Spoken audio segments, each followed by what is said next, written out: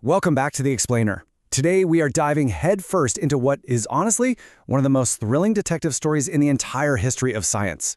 We're going to trace a single lifetime that completely rewired human reality. We're talking about the massive leap from a universe built purely on ancient philosophy to one driven by actual physical observation.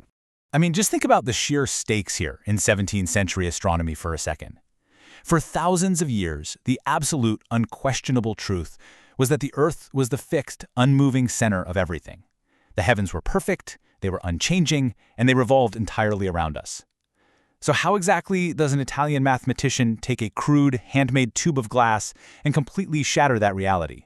Let's find out. Okay, let's dive into this. Section 1, The Reluctant Physician. So, Galileo was born in Pisa in 1564.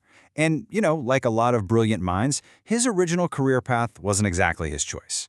His dad, Vincenzo, pushed him to enroll at the University of Pisa for a medical degree in 1580. Why? Because, let's be real, being a physician paid a heck of a lot better than being a mathematician. Galileo was actively kept away from math, but you simply cannot contain a naturally curious mind.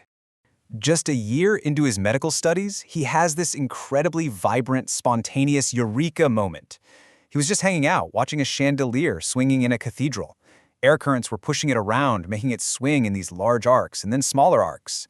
Using his own heartbeat as a timer, Galileo realized that the chandelier took the exact same amount of time to swing back and forth, regardless of how wide the swing actually was.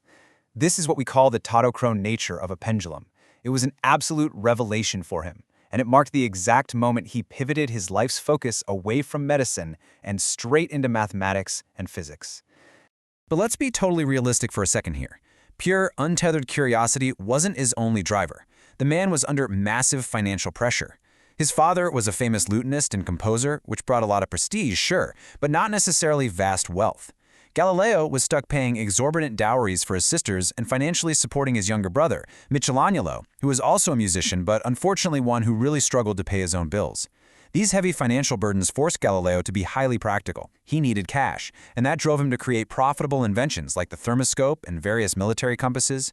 He wasn't just a theorist with his head in the clouds. He was a working engineer who needed to make a living. Section 2, Upgrading the Human Eye. And it's exactly that pragmatic drive for invention that leads us to the turning point of his life. The rapid progression here is just astounding. In 1609, Galileo merely hears a description of a device patented in the Netherlands by a guy named Hans Lippershey. Just based on that description, Galileo immediately builds his own version, a terrestrial spyglass with 3x magnification. But he doesn't stop there. He rapidly iterates, improving the lenses until he has an instrument capable of up to 30x magnification. And then he does the most important thing any human has ever done with a piece of technology. He points it straight up at the night sky. But before he was mapping the cosmos, remember those financial troubles we just talked about? On August 25, 1609, he demonstrated an 8x version of his telescope to Venetian lawmakers. To them, this was a highly profitable tool. Merchants and sailors could suddenly see ships approaching long before they were visible to the naked eye. It was an immediate commercial and military success. And it was only after securing his standing that it truly became his window to the universe. Section 3, Dismantling the Center. This is where things get wild. Armed with his upgraded eyes, Galileo fires off a rapid, almost breathless series of universe-breaking discoveries. And this brilliantly illustrates the immediate paradigm shift. Look at this comparison.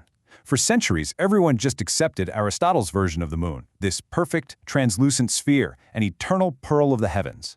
But then there's what Galileo actually saw in November 1609. A rocky, uneven surface full of mountains and craters, occluding light exactly like the Earth does. The heavens were not perfect and smooth. They were rough, geological, and incredibly real. Just weeks later, in January 1610, he looks at Jupiter and notices what he first thinks are 3 tiny, fixed stars. But over several nights, he charts their positions and realizes, wait, they are moving. He eventually identifies 4 distinct bodies, Io, Europa, Ganymede, and Callisto.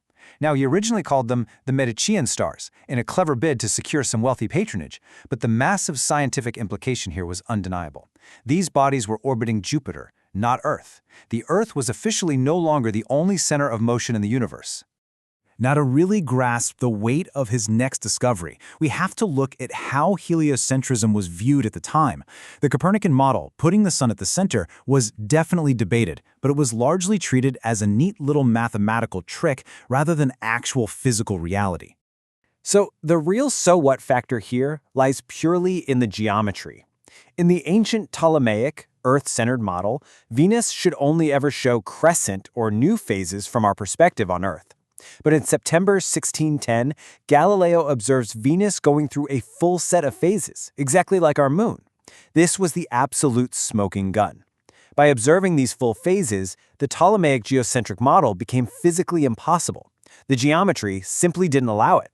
And the hits just kept coming. He observed sunspots, proving the sun itself was not a pristine, unchanging orb.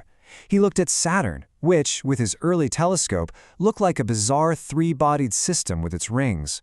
He looked at the Milky Way, which everyone thought was just a nebulous cloud, and revealed it to be a massive, dense multitude of individual, distinct stars. Every single time he looked through the glass, another piece of the ancient Aristotelian worldview crumbled. Section 4. The Tides of Controversy. Because dismantling a 2,000-year-old belief system, that doesn't happen without a major reaction. Galileo was absolutely desperate to find undeniable physical proof that the Earth itself was moving, to finally put the debate to rest forever. He passionately believed he found this proof in the ocean tides.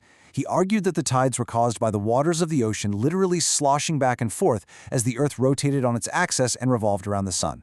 Now, physics tells us today that this specific theory was actually flawed. We know tides are primarily driven by the moon's gravity, but it brilliantly highlights his relentless drive to explain natural phenomena through planetary motion.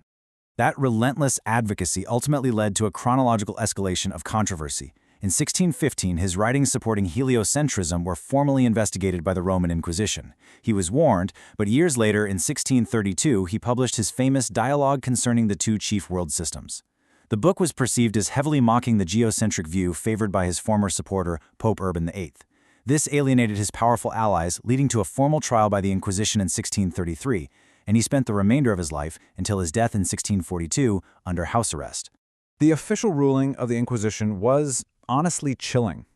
They found him vehemently suspect of heresy. He was forced to recant his support for the Copernican model. It's a stark historical reminder of the immense personal danger and the incredibly high stakes involved in advocating for scientific findings that challenge deeply entrenched institutional worldviews. Yet, for my money, the most inspiring takeaway from Galileo's entire life is this: you can confine the man, but you absolutely cannot confine the mind. While serving his house arrest, stripped of his ability to publish anything on astronomy, he synthesized his lifetime of experiments on physics. He wrote Discourses and Mathematical Demonstrations Relating to Two New Sciences.